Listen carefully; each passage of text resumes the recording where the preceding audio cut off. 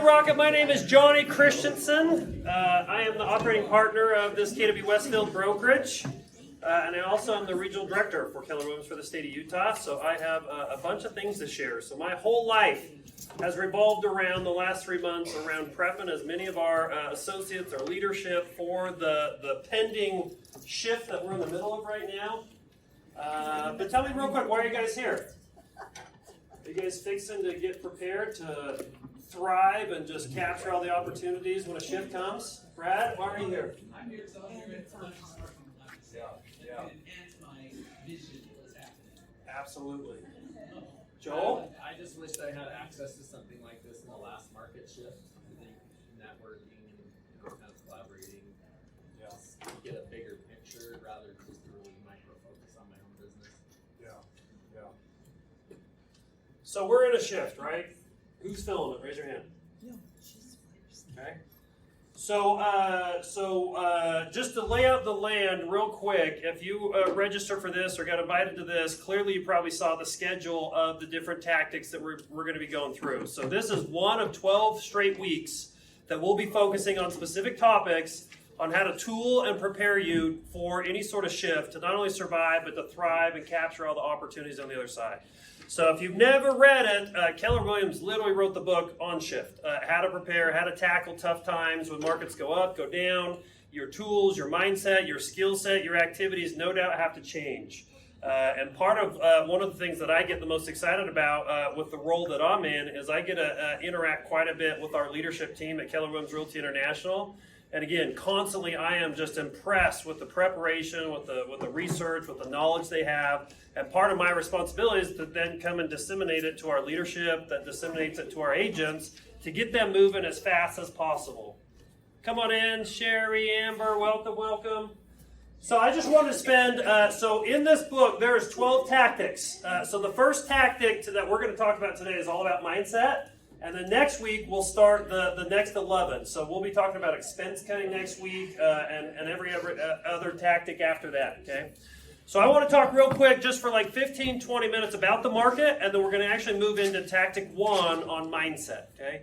So I've got probably 3 hours of stuff that we need to compact into 1 hour. So we'll keep it fast-paced, we'll keep it streamlined, keep it efficient, but we also want to have time for questions. So tell me real quick what's going on with the market. Let's even just identify, when we're talking about a shift, what is that actually meaning right now in our marketplace or even nationally? What's going on with our marketplace? Long days on market. Days on market's going up. Why? Inventory, right? Inventory's tripled in the last 90 days, no doubt. We've watched those stats. What's more inventory cause? Downward pressure on prices. Yeah, demand and supply, right? Constant balance of those two. When supply goes up, there's less demand, which could affect us in a lot of different ways. Clearly, interest rates, no doubt, have created quite the funkiness for your buyers out there. Are we done raising interest rates? I guess not, but you never know, right? Alex, do we have a clicker? Yes. Yeah. What else? Inflation. How are we doing on inflation? Bad. So we just closed June. You think inflation's going to go down or up after June's numbers? Who votes up? Who votes down? Who votes the same? So let's just hit a few categories. I don't want to chat about it, and let's just get real about what some of these numbers are posing for us as challenges and how do we adapt to them. The whole book about shift is how do we prepare, how do we adapt, how do we make the right choices to go out and thrive in a marketplace, right? A shift affects everybody, and the agents that choose to adapt and shift with the actual market shifting are the ones that not only just blow through it, but just have an incredible career and go capture that market share, right? Even if you look at Keller Williams globally, we're at 200,000 agents, Keller Williams is. The last 2 recessions we've gone through, we didn't decline, we didn't flatline, we literally exploded in those downshifts. And part of that is because they were just doing the right things, they prepared their people, and they went out and captured that market share, right? There's going to be a chunk of our industry, a chunk of agents in this county that are going to run for the hills the next 6 to 12 months, right? And that's the opportunity for you. And number one, I just want to thank you for being here because you guys represent the agents that are wanting to go get your unfair share of it, okay? So let's just chat real quick about a handful of categories, and then we'll jump into that first, gaining the right mindset over your market. Okay. If anybody needed the guest Wi-Fi, it's right there. But we're going to just talk about these 5 things: home sales prices, inventory, mortgage rates, affordability. We'll spend like 15 minutes on this. Okay. So home sales, I've got an updated one. So this was actually 3 months ago. These are NAR projections and historical home sales across the country. They were projecting 5.9 million homes sold for 2022. Okay. But they already revised their projections. This was at the end of May. They're projecting 5.6 million, a 300,000 drop from their projections. They've since revised this already to probably 5.4. Gary Keller, a couple weeks ago in a meeting, told me that he thinks it could get as bad as 5 million homes sold. Okay, so if you go from 6.1 million homes sold down to 5 million, that's about a 20% reduction in available sites, right, out there. And again, times that by 2, because there's usually buy sides and sell sides, so there's about 10 million available sides out there for real estate agents to go get some commission on. Okay. And again, just think about what your business would look like if all of a sudden your units sold dropped 20%. You know, that could be the overall average realistic scenario out there, right? Again, 5.9, 5.6, and if you look at month to month, our last 6 months haven't really felt like we've been in a shift. You guys agree with that? For the most part, our closed sales have been right on pace. I've been telling some of my leadership team that I felt like June was probably the last month that kind of felt normal, and now we're going to be actually starting to feel some of those effects. Because if they've already dropped from 6.1 to 5.9, 5.9 to 5.6, or even going below that, and we haven't seen that the last 6 months, the next 6 months has to really make up to actually get on pace for that 5.6 or below that, right? So the next 6 months, we're going to kind of really see it. And one of the best definitions I've heard, which I normally, just to be honest, I don't quote Clay Winder very often, but this was his analogy. But he says he kind of feels like it's getting in an ice bath. When you get in an ice bath, you're immediately just like freezing, right? But even after 10, 20, 30 seconds, your body starts to acclimate to it and it becomes less shocking. I just think kind of what we're going through right now is a little bit of shock that we're going to start easing into what the new market could be, right? And again, I've listened to probably 30, 40 different economic projections from all different industries, you know, economists, that type of thing, and it's just crazy the variety of predictions that are going to happen in the next 6 to 12 months, right? Which again, the more I've learned about marketing and projections and predictions, I try to stay away from that because I know that I'm not going to probably be right, but we're going to side table that and even talk about what might happen in the next 6 to 12 months as we go through this shift series. Okay? So the other challenge is that is not only units are dropping right now, and why are units dropping? Why would we go from 6.1 down to 5.6 or below? Interest rates, right? And it wasn't just interest rates, it's speed of the interest rates going up, right? I don't even remember the 4s. It's like we went from 3 to 5s, almost to 6s now, right?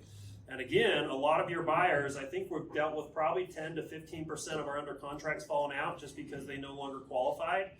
We've had a couple roundtables with some of our builders that we work with and seeing some of their cancellations on under contracts and stuff like that. No doubt it's kind of that sticker shock on the pricing of, you know, the mortgage payment. You know, the typical buyer, you know, a $500 a month swing on a mortgage payment's a giant deal, no doubt, right? Has anybody felt that?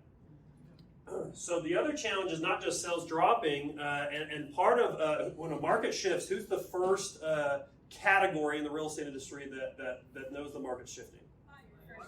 Buyers, right? Because they're actively looking to try to buy something. They're calculating their mortgage payment. Who is the second group that sees a shift coming? Realtors. Why? Because the buyers are telling you, right? This is too expensive for me. Who's the last to catch up? Sellers. Those dang sellers, right? And that's even some of my predictions. I was talking a little bit with Becca about this, of just, you know, sellers, you know, a lot of the chunk of sellers in our county right now and in the state, just their expectations haven't caught up with where they're at. They still think it's 3 months or 6 months ago, right?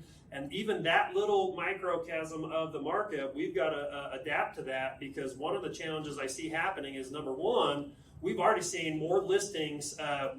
We've listed more houses this year than we did the 6 months prior in 2021, right?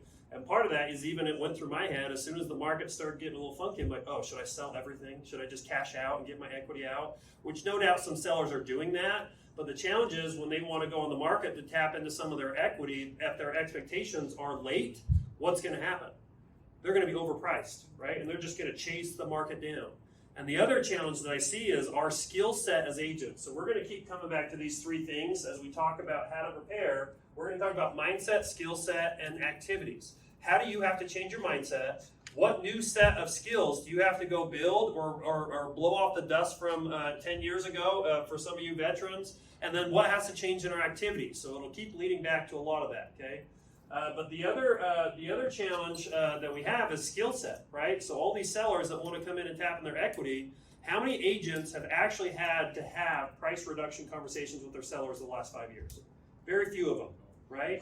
So we've got a lot of unskilled realtors that are going to be taking a lot of overpriced listings and basically wasting their time and sellers' time. So we've got to really adapt to skill set on making sure that we're professional and we're giving them the best important information and advice to sellers to help them go sell their house, right? Because again, when the market's going up and your seller wants, $10,000 above market value, you could say, okay, and the market would catch up and you'd eventually sell it. And we're like 100% batting average for when we take a listing, we sell it, right? But now, if you're trying to get them what they want and you're not being strong enough in your professionalism and knowing your objection handlers and knowing your data to give them the best professional advice, you could falsely overprice them and it could waste their time and they might not sell, right? And then they just chase the market down if it ends up depreciating, right? The other challenge is the number of realtors in the business. Does anybody know how many realtors are in the country right now? 1.6 million. 1.6 million. Do you know how many are currently in real estate school? People wanting to get into real estate.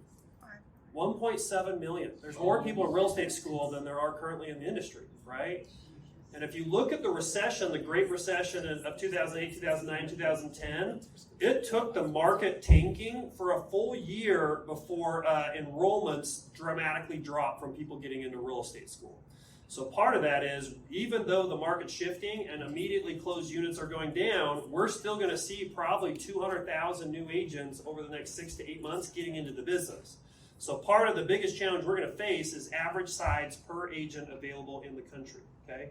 Coming out of the recession, Dan, Andrew, you were there, like we had the highest average sides per agent a couple years after the recession because people weren't flooding into the industry. It had already kind of cleansed some of the, the low non-full-time committed agents. So the available sides per agent was at an all-time high. It was like 11, 12 sides per agent, something like that. So that's one of the things that we're going to have to combat, right? And part of that is we call it a peacetime realtor to wartime realtor. There's a lot of things, mindset and skill set, that you're going to have to change to go get that, get your share of income, right? And there is plenty of agents that make as much money as they want in any sort of market they want. They just have to shift their tactics or their skill set to adapt to the market shifting. Does that make sense? Okay. Home prices, right? Home prices has just been incredible. This is the 4% appreciation line. We clearly have exceeded the 4% appreciation. We caught what we lost in the Great Recession and we passed it. Here is even the U.S. median home price and then the interest rate. So look at the jump that we experienced from 2021 to 2022 when you take into effect the appreciation and the rise in interest rates. It was a giant jump. So no doubt our affordability has been one of our biggest challenges that we've been working with as realtors. It's got to get fixed one way or another, right? And we're going to have to come back on that. Even Utah, we've been above that 4% trend line for quite a while. So we have no doubt outpaced. Utah owning real estate the last 5 years has made us all look really smart. So that's been great. Again, home prices. So let's talk about a couple things on home prices. This is average appreciation across the country. This is U.S. standards. You could see last year we were at 17% appreciation across the whole country.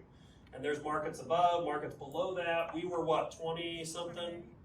21, 22, something like that. Projections was 9% at the beginning of the year. That projection continues to fall as they revise their data every single month. But look at the last several decades. Even the last two major shifts that we've had, the Great Recession, we had the 2001 recession, and then we even had a 1990 recession. But even in those 2 out of the 3 previous recessions, on average across the country, we didn't actually depreciate. Values of homes didn't actually depreciate as the market totally shifted, right? The Great Recession really stands out the last 50, 60 years, as an anomaly in the fact that we depreciated and values went down so much. And I'm sure you guys are having these conversations with buyers and sellers of why this is different than then.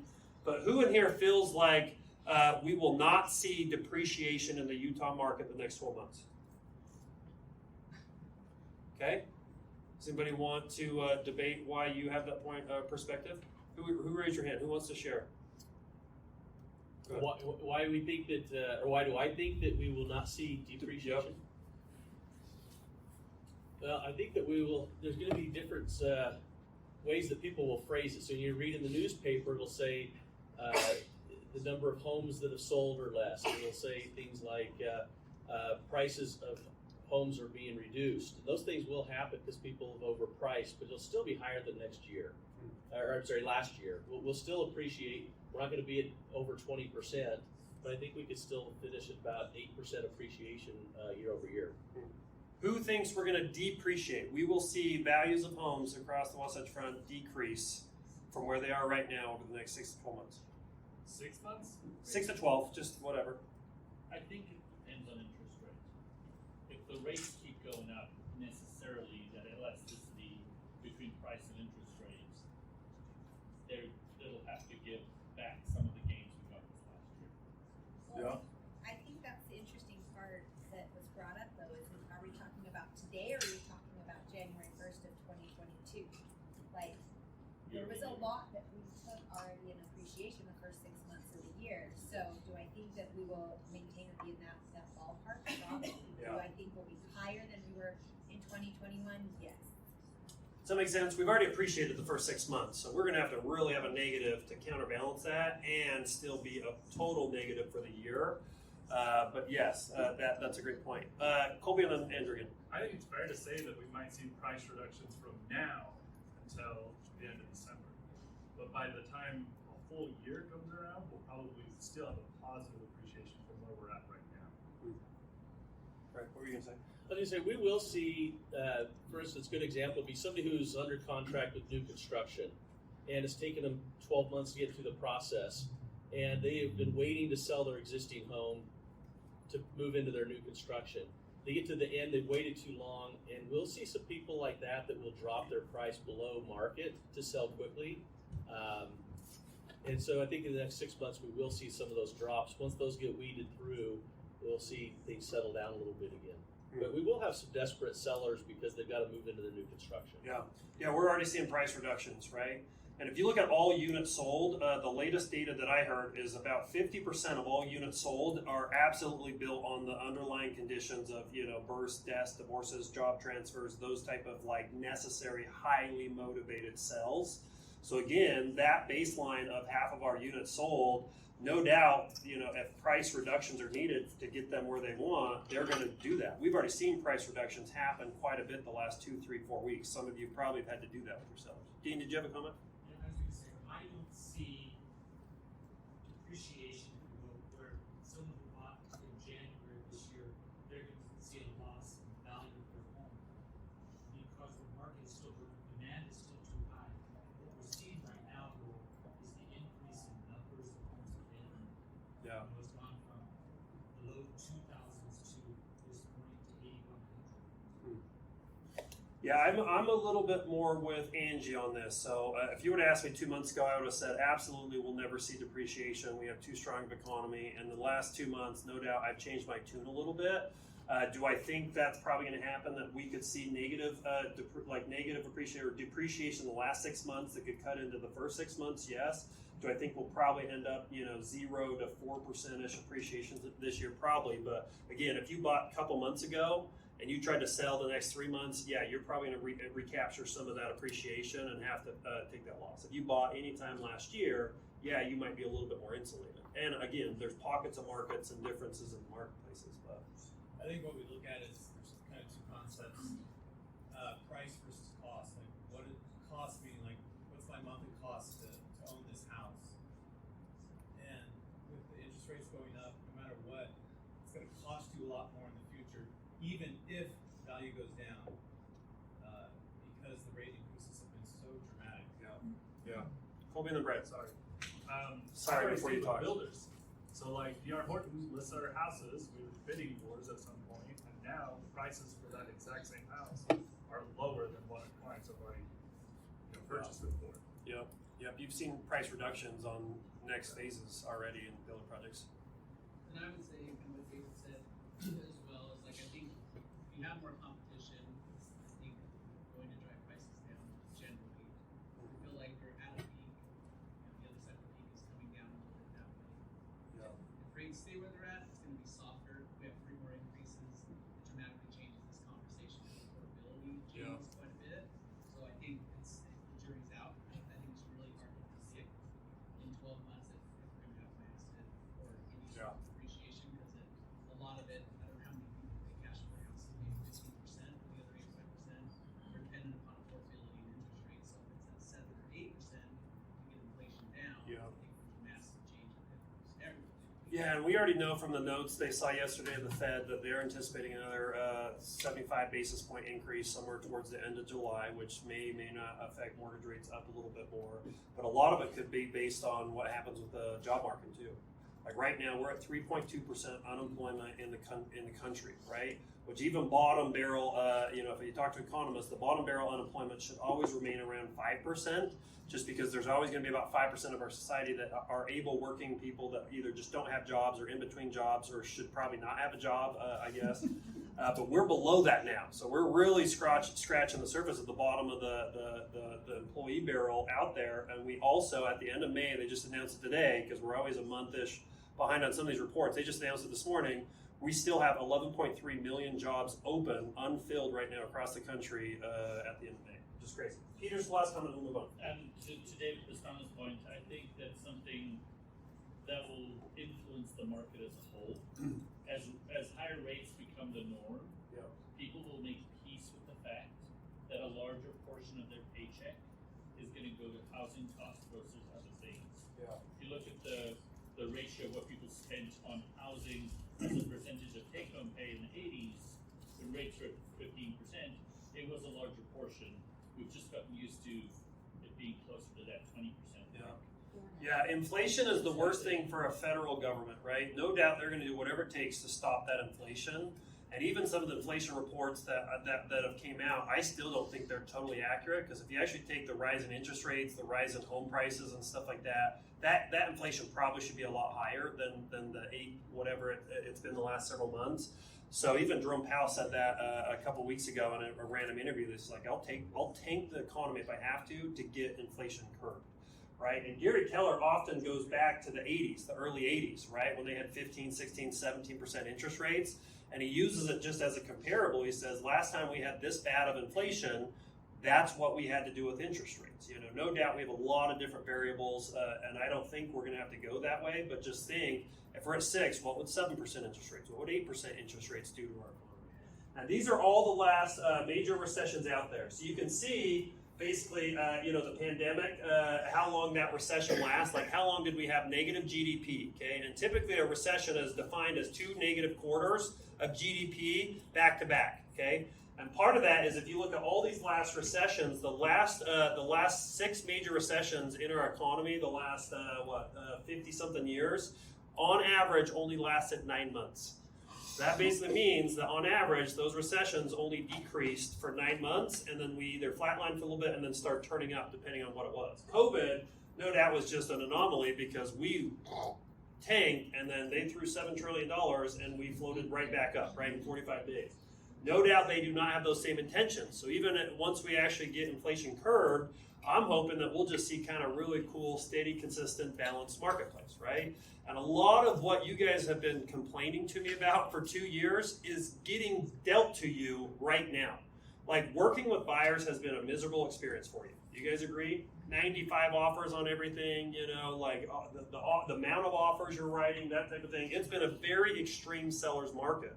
I think we'll look back 20, 30 years at this extreme seller's market and just boggle our minds on how crazy of an environment that was for our sellers, right? We talk about this in our investor wealth building. It was such a unique time that is the first time in history that investors across the country, we were buying investments at market value or above market value. Investors typically fight to get deals on properties, right? So you can see these Again, global financial crisis, that one lasts a little bit longer, 8 months, 6 months, 2 months. Inventory, no doubt, is shooting up, right? If you look at, Dean shared this with me just barely. In March 7th this year, we had 2105 listings totally active on the MLS. And the 7th, almost of every month, you see how it's gone up, but he pulled it today, 8,167 active listings on the market. So we've added 6,000. We've quadrupled our active inventory in 4 months. Crazy, right? New listings, we'll skip a bunch of this. Days on market's going to keep going up, right? Mortgage rates, yada yada. So you guys know this. I just want to share a few of those to set the baseline. And I don't care if you're with Keller Williams or not, I want to show you where these slides are. So the region, Keller Williams Utah region, we have put together like the best economic quarterly market reports. We pull all the national data and then we go and mimic it all for the state of Utah. And this comes from like 60 different sources. It has taken at least 300 hours for Gordon and our regional team to compile this. I just suggest you use this. So basically where you go to that is you just go to kwutah.com, you click on resources, you click on agent resources, and then it'll be that quarterly market report right there, okay? So now that we're at the end of June, there's some data that's real time and live, but some of the data we're not gonna have for 2 or 3 weeks. So the second quarter market report with all of second quarter will probably be totally updated somewhere around the 3rd week of July, okay? And once you look at that, go through it very slowly. And there is probably 100+ slides on that market report. We talk about the economy, all those stats. There's no username or password. Nope. You can go to that and get information. Yep, anybody can use it. But if I see it on KSL, so help me. Just kidding. Which again, let's talk about that real quick. Who do you want educating your clients right now? CNN. Just kidding. No, you do. You want to be paying attention to the market so intensely and so consistently. If you have at least every quarter you're looking at what the market's doing, you got to move it to weekly now, or at least monthly or something. You got to speed up the time that you're paying attention to the marketplace. Okay. So now we're just going to jump into that tactic 1 and talk a little bit about some of the opportunity and mindset. Okay, so these are the 5 main ideas. It's perspective on the market, which we chatted a little bit about. How do we gain an opportunity mindset? What comes on the other side of this? What skills do we need to master or potentially change? How do we install some key systems and get in the game? So I might fly through some of this. If you guys want to stop and slow down, we totally can do that. And again, people always need to buy and sell. Our industry is one of the coolest industries out there because no matter what happens with our marketplace, there is always just tons of people that need to buy and sell real estate, right? No doubt we might see some people getting out of the industry, but like people that are committed, people that are going to training, people that are doing the activities necessary, I'm not worried about you. It's all the other people that are probably not in this room, that aren't even paying attention, that are going to kind of get blasted from the news, catching up to them, right? So a seller's market versus a buyer's market versus a balanced market. Seller's market traditionally is less than 5, maybe 6 months of inventory, where there's less supply, which means sellers have so much more negotiation power. When you have 0.1 day of inventory like we've had, sellers have all the power. Pretty much anything your sellers ask for, the buyers would have to meet them there, right? Buyer's market is typically when you have more than 6 or 7 months of inventory, and we haven't been there for a while, right? Back after the Great Recession we were in a buyer's market. And even trying to explain, who's been in the business for 10 or more years? Raise your hand. Just barely. So most likely, everybody that didn't raise your hand, you've actually never experienced the buyer's market, right? You've only been in a slightly balanced market or seller's market for the last several years. And again, it's just a different skill set. If anything, I don't think we're going to a buyer's market. I think we're just going to hang in that balanced market, hopefully, for quite a long time, which is a really great place to have a profession as a real estate agent. But even when I've tried to share some of the stories of when I was a buyer's agent back in the buyer's market, we would show buyers at points 30, 40, 50 homes. They would take 3 weeks deciding which home they wanted to write an offer on. When they decided which one, every one of those homes was still available. Everything the buyers asked for, they got, whether they wanted concessions, they wanted faster timelines, they wanted a better inspection. When it came to negotiating repairs, buyers got whatever they want. Now, when we move into this balanced potential market, It's all about negotiation. You could totally crush it for your buyers and sellers, which is just a great place to be. Okay. Johnny, are these slides going to be available? Yep. So we'll send all these out after every one. So part of that, if you didn't register, you might want to just give us your email real quick. So after every one of these Shift Tactics series, every Thursday at 11 a.m., we're going to go through all these 12. And if I challenge you to one thing, it's just keep showing up to these, okay? Because a lot of the things that you're having to change are daily and weekly habits that are not easy to change. You know, lead generating more, having affirmations built in your calendar, that type of thing, and having a weekly commitment to showing up and going to training is going to help fulfill your success on implementing those habits, okay? So let's talk about opportunities, okay? So what opportunities can come out of a shift? What are you guys excited about? Peter? Taking market share. Taking market share? Yeah. You don't have to raise 17 offers to get one accepted. True. Yes. What else? Sherry?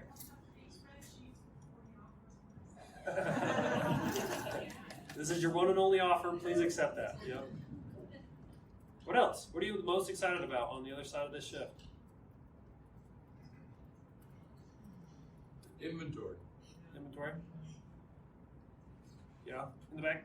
I like that in a shift, there's an opportunity to show yourself as an expert in what's going on, the intricate details of why it's shifting and why it's good or bad for buyer or seller. Yep. I think they need you more. Yep. Totally. Anybody else? I think the change creates more opportunity. On one of your earlier slides, like that's a massive thing. Things change. Some people can adapt and some can't, and it just creates a lot of opportunity and gain attention. Yeah. I think it'll make good agents stand out. Yeah. Brad? Work with investors, better opportunity, easier for them to contemplate spending money and pursuing properties and moving properties and upgrading properties. There is more millionaires created the 12 months after following a recession in the real estate industry than any other time period.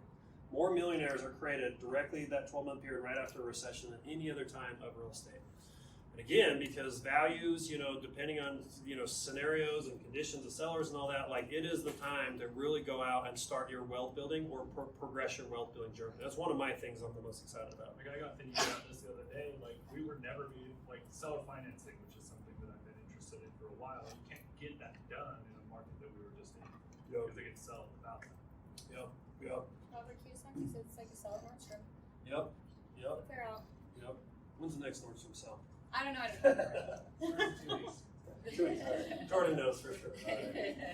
So let's just talk about, a couple of these points. We'll fly through some of these and we'll come back and discuss some of them. So number one, markets are always in transition. Just as from month to month, we might have seasonality in our business, markets are always shifting year to year. And it's just the nature of the business, right? And the more you just understand that and you're paying attention to the data, the less fear can creep in when markets start shifting, and it just procures action to go shift yourself for that next market. A myth out there is markets determine your success. Do you believe that? You determine your success. Yes. People buy and sell in all markets. Down markets tend to have fewer great deals, and those that are sell faster. Up markets, when the market's going up, this is probably one of my biggest fears with all of our agents across the state, is the speed at which they're going to adapt their lead generation skills to adapt in the new marketplace, okay? And when the market's going up, read this very slowly. When the markets are going up, proactive and reactive lead generation tactics work. What is a proactive lead generation tactic? Dan Kennedy is just grinding on the phone, calling every for sale by owner. That's proactive, right? Just kidding. Do you call for sale by owner still? No? You're going to. Just kidding. What is reactive? They fall in our laps. Fall in our laps. You personally, think back the last 18 months. Think back of all the clients. Picture their faces. Picture them taking a picture in front of their new house. You're selling their house. And just think, how many of those deals were reactively came to you? How many did you proactively and go find and discover and go get? And think about it. Just what happened if all those reactive deals evaporated? Okay, and that's probably what happens in a down market. In a down market, only proactive lead generation works. Market shifts, new strategy required. Adopt an opportunity mindset. Seek only motivated buyers and sellers. Pre-qualifying your buyers and sellers is going to be a lot more important now than it has been the last 12 months, right? You've really got to go find the hot sellers and the hot buyers, right? People that absolutely have a high level of motivation to move in the next 90 days. And you're going to have to dig a little bit deeper to determine their motivation and where that motivation is coming from. I have a job transfer. I have to be in Chicago in 90 days. I have to sell my house. That is a very extreme motivated seller, right? Price ahead of the market. Do not chase the market. Dan, will you explain that to us? What does that actually mean? Because that is extremely important on sellers and helping our sellers not chase the market. I guess it's a little hard for us to grasp now, but like say 12 years ago, if you didn't price your house literally like 5-10% below comparable sales, like it's already gone. Yeah. So kind of like what you were saying earlier, pricing hasn't mattered at all lately. Yeah. But just staying one or two steps ahead of the direction where prices are at is critical if you want to get a house sold.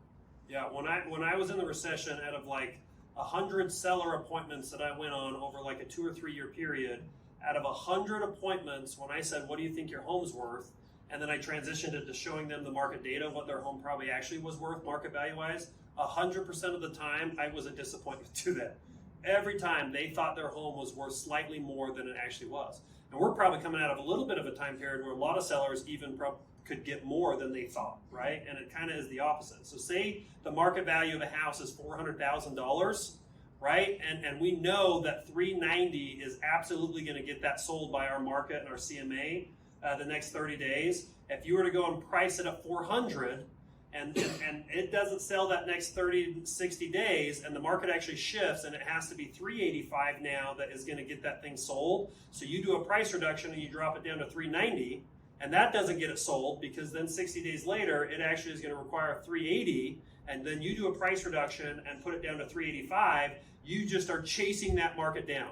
And that's where some agents got sellers in situations where they were chasing that market down for 12 months. Had they been a little bit more professional and had their scripts in line that got the seller priced accurately from the very beginning, they would have sold it and netted $30,000, $40,000 more than had they just chased that market down for 12 months, okay?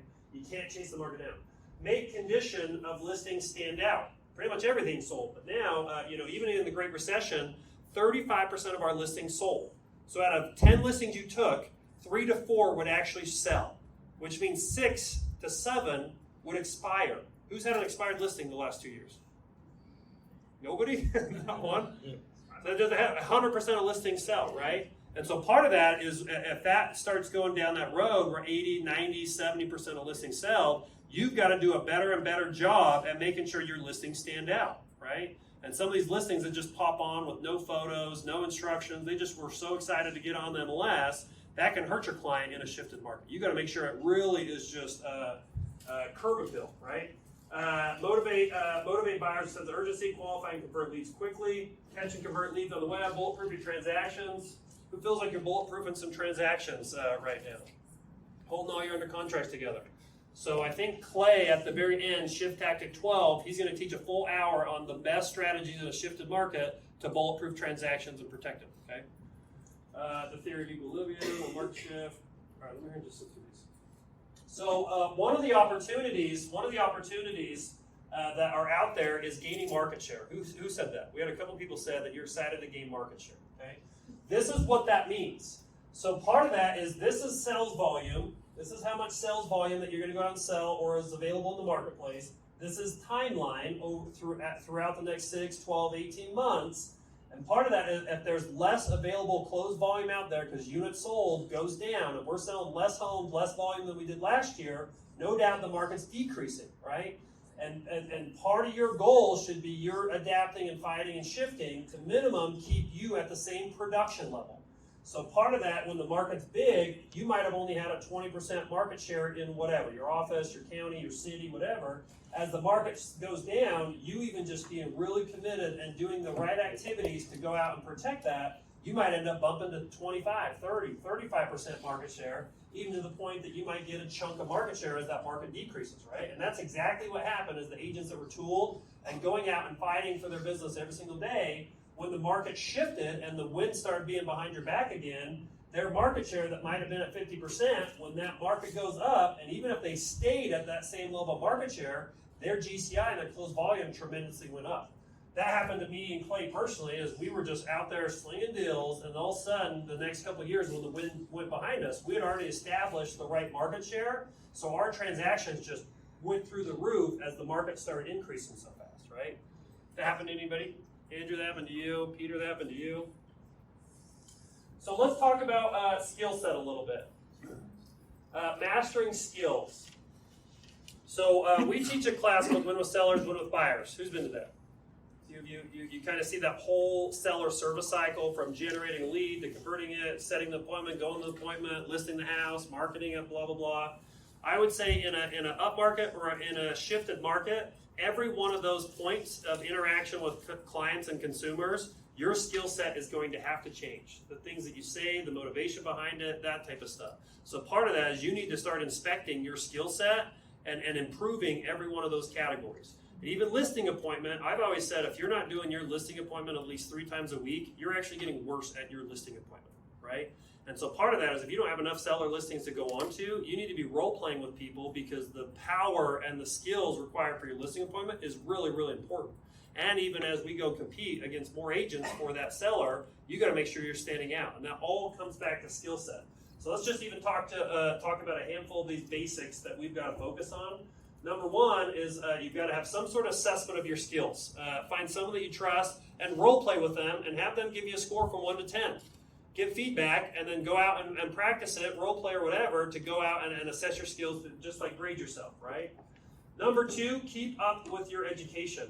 Our training calendar at Keller Williams should be packed the next 6 months. When the market starts to shift, your fastest, best tool is to go to more and more training. As you even start looking to cut some expenses or things out of your budget, training, education, development should not be one of those line items. This is probably a more important time to even invest in yourselves, okay? So I just challenge you to keep going through these shift tactics and whatever is out there. Number 3, be a student of the market. Where are you guys watching the market? Besides that market report I just showed, what are some of your favorite resources to be a student of the marketplace? MLS. UAR puts out great stats. NAR, obviously the Realtor Association. Where else are you guys looking?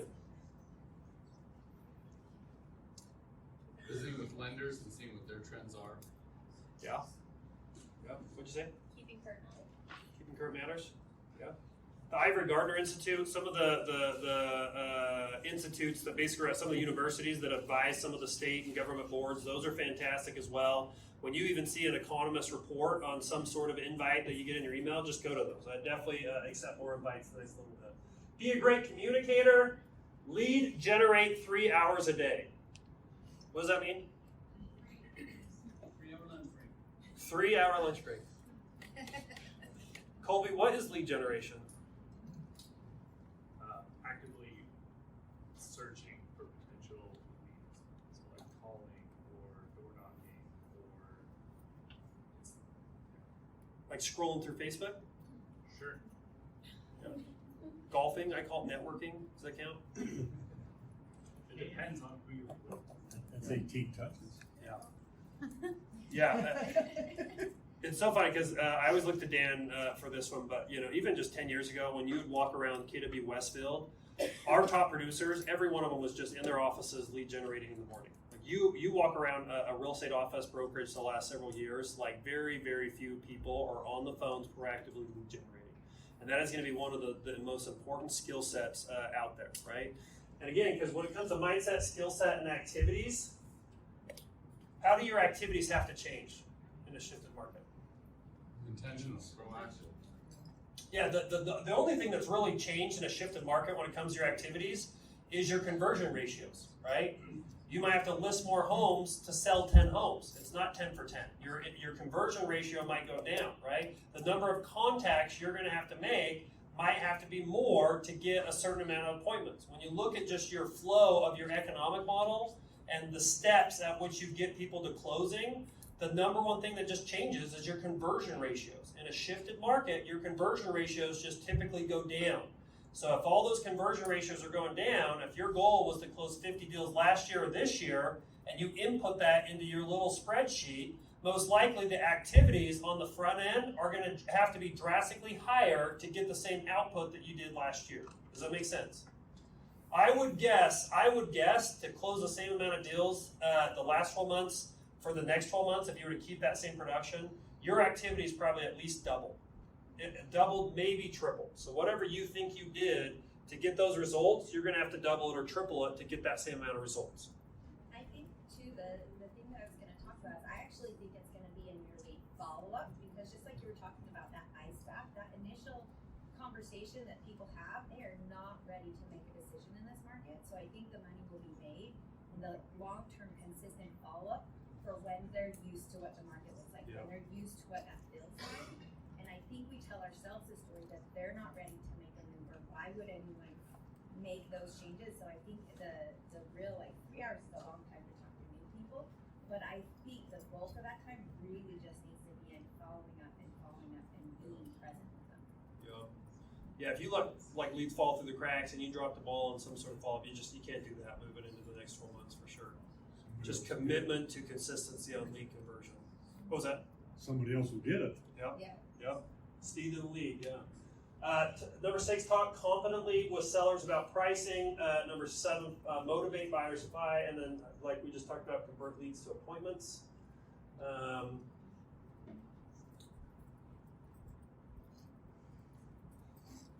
Master skills. Anything else on skill set you guys want to talk about? We're just going to skip a bunch of this.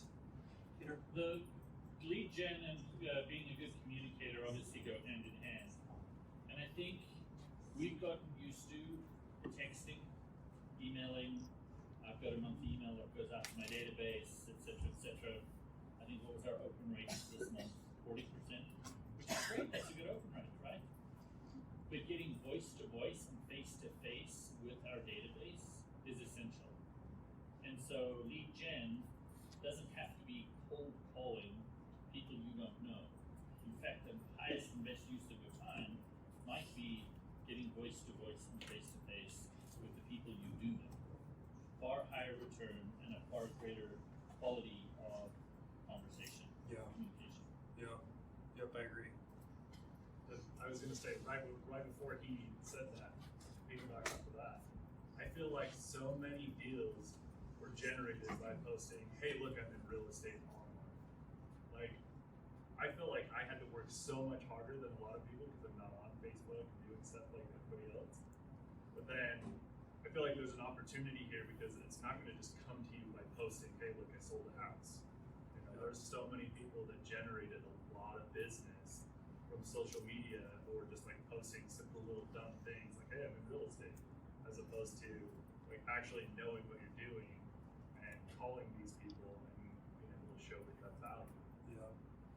Yeah, one of the things that we discussed with the Red Sign team the other day is just, one of the things I'm actually excited about. I know it's going to be a little work for us all to get there, but one of the things I'm most excited about is just all of us going back to the fundamentals, bringing simplicity back into our businesses.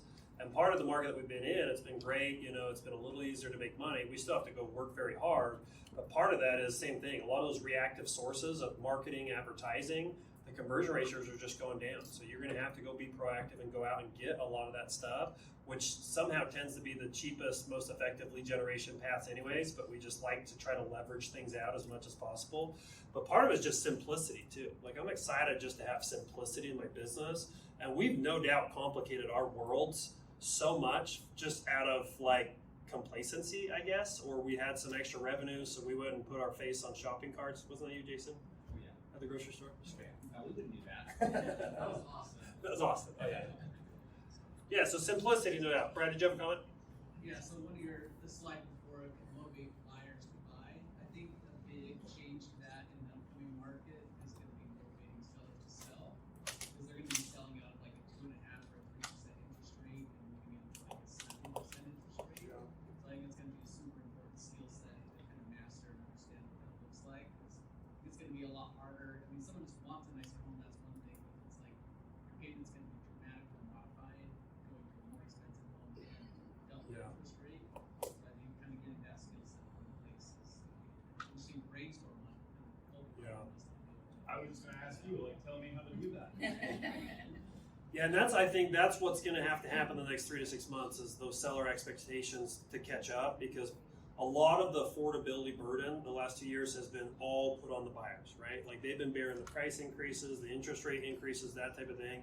And as we move a little bit closer to a balanced market, that's where sellers are going to have to start helping meet halfway some of these buyers to get that affordability recognized, which is either lowering price, offering concessions, that type of stuff.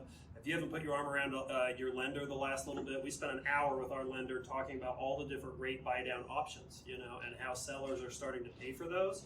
And interest rates is such a big deal right now. All right, well, what if you could get that interest rate down 1% or even more? What would that do to your buyer being able to purchase that home, right? And that's part of, you'll start seeing, the MLS was just purchase price. We have that little concessions thing where you see if any concessions were paid. That has been the lowest it's probably ever been on average. You're going to see that concession start bumping up over the next few months as we start finding that equilibrium in that negotiation. Even negotiation courses, some of these certified negotiation courses are probably going to be great curriculum for you because it hones in your negotiation skills, because you're going to have more ability to actually negotiate versus be pulled to a buyer's or a seller's market, right? Joel? One positive thing for us as agents also is we'll start to get paid. Yep. When commissions start getting compressed because sellers feel like, oh, I don't need an agent to bring me a buyer, we'll start to see it balance on. Yeah, I just had that conversation the other week because we were trying to even project, all right, what's worst case scenario if average sides go down, blah, blah, blah. And we were looking at our office economic model. And I'm like, what do you think about our average commission percent? Do you think that could go down? Could it stay stable? And I absolutely think it probably will stay stable or even potentially go up because I think it's going up because of builders. They need us, yeah. Yeah, and some of these brokerages that have limited the scope of what the professional of a real estate agent is, like good luck, like that's going to be rough for them. Any other comments? Okay, let's just hit a couple key install key systems. So these are a handful of things that we're going to have to install. But then number 2 is just, we'll kind of carry a lot of these through the next several series of the shift tactics. So number 1, be efficient and effective. Review everything you do with a critical eye. What does that mean to you? One of my favorite quotes from Gary is about where he talks about it's not about what you say yes to, it's about what you say no to, right? Or we say yes to everything. Yeah. And it just wastes so much time. Yeah. In a shifted market, the burden of quality and professionalism goes up. Like you have to be on top of everything. And we've had the luxury of bringing a lot of leverage into our world, pieces of our job description we've let others or paid others or had, contractors do it. Part of that might still exist, but some of that you might have to bring in-house just to really maintain span and control over the experience that your customers are going through and even the quality, and even some of the luxuries of leveraging things out might go away temporarily for you to just kind of bootstrap things and go back to doing the whole process. And I would even say with that is if you've had something you've been using that's been effective but production's down, it's just collaborating with other agents maybe in your office to like share costs or share an admin amongst 3 or 4 people instead of each person having, just figuring out ways to get super efficient. Saving money is the same as learning to make. So cut those costs down, I think that's beneficial. Yeah. Which again is a number 1 reason why I enjoy my job, to be honest, is because like I'm at KWRI and we have a full-fledged economist department, we have a research department. Even Gary Kell at one point donated $10 million to Baylor University to build out a real estate industry research department that we get all that exclusive data a lot of times that comes out. So like we are really good at watching the market. And no doubt KW is incredible at creating the roadmaps and the training manuals on how to actually go out and adjust that, which is sometimes I take that for granted. But there's several agents or even mortgage professionals that I've talked to, and I'm like, well, what is your company telling you? And they're like, nothing. And I'm like, oh, okay. Which is, again, the risk of that is just the lag at you changing or adapting or understanding certain things that could actually go out and prevent you from thriving in a marketplace, right? When I got into the business, it was 2007, and so we really started shifting pretty quickly. The people that went through the shift and got hammered on it were people that just could not lower their fixed expense or adjust their lifestyle or whatever fast enough. And then if their revenue started decreasing and it got dropped below their ability to decrease their expenses, they would just run into a hole, of negative $5, $10, $30,000 or whatever it is. And if you even do that a handful of months in a row, the next 6 months, those opportunities and all those great deals and those millionaire making type of investments that are coming on the other side of this, you're going to take yourself out of the market. So even me, we have a lot of urgency at leaning up and just making ourselves really agile and simple right now. Worst case scenario, the market actually, hits hard and it actually drops quite a bit. We've prepared ourselves for that, and we're just razor thin on profit margins after that. Best case scenario is the market doesn't actually hit very hard, and this is kind of a little bit of a blip in the radar, and we just increased our profitability for the next 6-12 months, and now we have even more capital to go out and make bigger plays when cash is king on the other side of this. Does that make sense? So just review everything. Number 2 is focus on your 20% activities. Focus on your 20% activities. If you don't have an established database right now that you know exactly how many is in your contact database, and you have a systematic process of calling them every 90 days, every 60 days, or whatever that is, jump on that. If you jumped on that and you feel like you could rate yourself a 10, all right, then move on to the next one. You should have a haven't met lead generation strategy. Is it door knocking? Is it open houses? Is it cold calling? Is it farming or whatever? And again, don't detach yourself and try to create too much separation between you and those lead generation systems, because you've got to get really to the front lines to understand whether it's working or not. If you're paying a bunch of people to go spend a bunch of leads and then you only analyze whether those leads have a positive ROI every quarter or something, you can waste a whole bunch of money in a quarter. But you being more on the front lines educates you on where to spend your dollars in lead generation systems. Does that make sense? You don't spend your money and then spend your time when you realize where it's supposed to go. Spend your time, and that should educate you where you should spend your money. Make sense? A couple more. Rethink how you use and work with people. Restructure as needed. Increase accountability. Increase accountability. If you don't have a coach, if you don't have an accountability part right now, if you're not in a little mastermind group, come to these shift things, whatever. Find someone that has a very vested interest in holding you accountable to those numbers. Okay? Systematize everything. The 3-hour habit. Do it. Stanford did a study, 7-8 years ago. Do you know what the best hour per day to get a hold of customers for real estate is? When you're cold calling, what's the best time out of a 24-hour period to get a hold of customers? 5 and 6 p.m. 5 to 6 p.m. 5 to 6 p.m. Do you know what the second best time is of the day? Whenever you do it. 9 to 10 a.m. 9 to 10 a.m. What was the question? Sorry. Yeah, what's the best time of the day to get a hold of a customer when you're calling them, right? So again, 5 to 6 p.m. or 9 to 10 a.m., the reason I always chose 9 to 10 is because by the time I got to 5 p.m., there's no way in heck that I wanted to actually cold call and call a bunch of people. So the second best option for me worked great, right? And again, getting your morning, you'll make or break your career on the way that you're running your calendar from 7 to noon, okay? So just get that really tight and efficient. Everything else probably will be easier or unnecessary. You know what the third best time is? When you can actually freaking do it. Don't focus on 9 to 10 or whatever. Just freaking do it. Yeah, manage expenses. Manage expenses. We'll have a whole hour on this next week. But again, you should be going over your profit and loss statement, your personal budget, and your business budget every single month. So I'm already doing that. We just closed the book on a bunch of our companies for June. I've already had 3 of our companies' P&L where we just go line upon line, and I red, green, or yellow light every single line item expense. It's incredibly tedious, but is very important right now. Green means I know that dollar that I just invested has a multiple that's coming out of that. It is a great investment into my business, right? Yellow means I'm not exactly sure. I'm going to really watch that this next 30-day period, and then I'm going to readjust the coloring code. Red means I need to cut it right now. So every single month, all those reds are virtually adding up to between 5, my goal is 10% budget cuts per month over the next 3 months. So this month I show up, me and Novali chat about it. Where are we going to find 10% to cut? We go over it for 2 hours, we find a few places to cut it, we get there, and then the next month I'm like, we got to do it again. And then the next month we got to do it again. She doesn't love me right now, but we're doing it. Okay? Manage expenses, know all numbers, prioritize. And then again, leverage your people and a great vendor support team. Okay?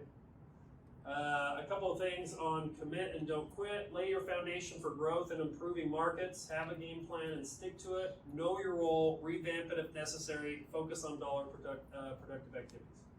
Okay. All right. So these are the next handful of tactics in no priority order. But the next one will be expense management. Becca, are you handling that one? Peter's doing that one. Next Thursday at 11 a.m. Okay. So before I end, we'll open up for questions. We're at noon, and we have a lunch sponsor that I'll bring up. The handful of challenges that I'm going to challenge you and commit you to is, again, pay attention. I've taught a lot of classes the last several weeks, and I say on a scale from 1 to 10, 10 being extremely pessimistic about the future market, 1 being so optimistic you're not even going to bat an eye at it, where would you say you're at? Where would you say you're at on that? 10 being very pessimistic, 1 being very optimistic. 8 or 9. Who's a 6 or above? Raise your hand. Who's 5 or below?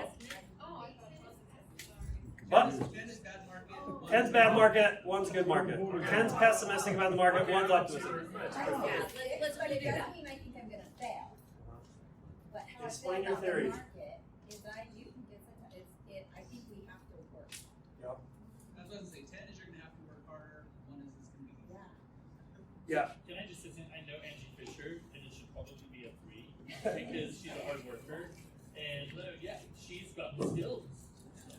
Yeah, and again, look, all of us potentially could have the right choices and skills to come out of this, but if I had a number that I would put into your brains for you, it would be a 6. Because again, you are paying attention enough. That pessimism is just above the line, and it's forcing you to pay attention enough because logic makes you think, emotions make you act, okay? And so if you're paying attention and you're coming to this, you're watching the market, you're making those habitual changes in your daily schedule, that urgency that comes out of that little bit of pessimism can kind of help that roll, okay? Part of that, there's always 3 types of people that roll into a shift. There's overly optimistic, there's overly pessimistic, and then there's those balanced people. That's kind of where I want you to be at. Optimistic people are just have their heads in the clouds and they're not paying attention, and then the shift hits them before they see it coming, right? Pessimistic people, you could just get analysis paralysis. That fear could paralyze you and you could just run to the hills. The balance of that is using that pessimism to procure changing you, but also staying confident in your ability and your skill set to adapt, to go change and make the right choices to do it. Anybody in this room has the skill set to totally thrive in this marketplace. It is just absolutely predicated on the choices and the decisions and the habits you build out over the next 90 days. And even my life, because we've had to get ahead of a lot of the stuff, if I could just snap my fingers and get the agents just doing what this book says, I wouldn't even blink. I wouldn't even blink about it. But the challenge is the handful of challenges people not paying attention, or number 2 is even if they're paying attention, they are not going to be willing to do what it takes to just install the simple habits and make the right choices that's going to help them blow through any shift, okay? So part of that is just use that balance and pay attention and make the habits that you need to. Fair enough? Okay, so that's a challenge. Second challenge is you've got to rethink your lead generation strategy. After even just the brief thing that we talked about, write a little plan, give it to someone to hold you accountable, and what are you absolutely going to commit to the next quarter, okay? How does your lead generation get more proactive, and how do you step up the amount of time that you're spending on it, and how do you focus in on more important lead generation strategies, okay? And then the next challenge is just keep coming to these shift series, okay? Any comments or questions before we turn it over to our lunch sponsor? Or ahas? Give me some ahas. Where'd your light bulb go off today? What was something either new or maybe it just refreshed your commitment to changing? I think just habits. In the morning time, what's going to be my morning routine? And the morning routine, of course, starts with what my nighttime routine is. So if I can start my morning off right, the rest of the day is going to go a little better. So for me, it's habits and consistency. Yeah, totally. Anybody else? Aha or a question? My aha, and I know you guys have said it before, but the market, the buyers tell us about the market, and then the agents, and then the sellers. That was just an aha for me to even communicate that to sellers. Yeah. I think that would be a great script to talk to them about. Yeah, a lot of your lead generation time should not be just finding sellers, but it's educating the sellers on the market, which is going to procure tons of seller leads out of this. I think the next 6 months is one of the best times to take listings ever. So I have a question. You and the team, Red Sign team. assuming that you guys are focusing on lead generation, do you guys have a minimum number of calls that your agents have to make right now? What does that goal look like? Cody, you want to answer that? Great question. Yeah, I think when we talk about being reactive and where the market has been, something we've discussed and we're going to continue to discuss, as a team getting in the office and making calls at 9, 11, and having to I don't know if we have a minimum or a... We have a minimum SOI, like you have to call your SOI is a rule we have. So every week we're calling our SOI, but on top of that, Larry, man, it's got to be lead gen activity. Every day, what besides calling our SOI and our sphere, what is every agent's activity they're doing consistently every single day, and finding that out, and you've got to do it. Yeah, we tried to install the Soi Accountability System the last 90 days because we knew this was going to come, and we just wanted to have that perfected before we even start talking about other things. So on average, our agents have on average like 350 Soi people in their tag database, and we are relentlessly holding them accountable to calling them every 90 days. So we track every single week what percent of their database they've had a conversation with the last 90 days, which even 300, 400, it ends up being somewhere around 6, 7, 8 people per day that they're going to be required to stay on pace for that. And for the most part, we went on average, our team from about, what did we start at even 90 days ago, like 30%. So out of all of our team database tag, our agents had called 30% of them the last 90 days, which was like a shocking stat once we got those numbers rolling. We're now up to 80+% now on that. And now that we're talking about this, now we're going to start installing that next set of the commitment and the accountability on the haven't met. And we got people that love open houses. We like people at door knock. We have people at cold call. Whatever it is, we're going to just really tighten the accountability of number of conversations per day in that second source for the whole team. Did you have another comment? Yeah, I was going to say, for me, it's that being consistent with your sphere, but then what is that next level? We talk about doubling down your activities. All of us have to step up the activity level that we have. So you've got to figure out what you enjoy doing or what you're going to commit to do. At the end of the day, nobody loves lead generation. It's very hard to find someone who's just going to love picking up the phone for 2 hours.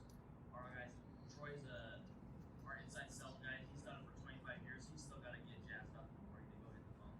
But you've got to figure out what it is, and you've got to be consistent. I think that's the word, consistency. I would encourage everybody to go and talk to Brandon Peterson. He's been hitting expires and for sale by owners pretty hard lately. Yeah. And I think that's an untapped market right now. There's a lot of people canceling because they're not selling immediately like they thought they would. No, I think expireds will be a great source too because of the weak agents that probably put them in an expired situation. That catching that strong agent thing out the gates is good. The other one too is no doubt script practice role play. Like we've been candidly probably very poor at that just because we've been rolling with business, but minimum of like 3 hours or something per week that we're going to require everybody to be in script practice, objection handlers, that type of stuff.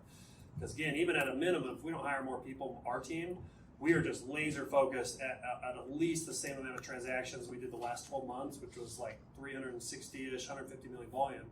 If we can just stay focused and adapt, everybody does more the next 12 months to stay at that. When we get on the other side of the shift, hopefully the wind's behind us with that whole market share capture rate thing, that just instantaneously with the same amount of habits and what we're already doing with the simplicity turns into 500 or 600 transactions, which is kind of the numbers I crunch, which is very possible if we don't add any more people to our organization. Yeah. Cool. Any other comments, ahas, questions? Okay, was this helpful? Okay. Everybody raise your right hand. Say aye and say your name. Commit to you, Jonny. Sherry. Thanks, Amber.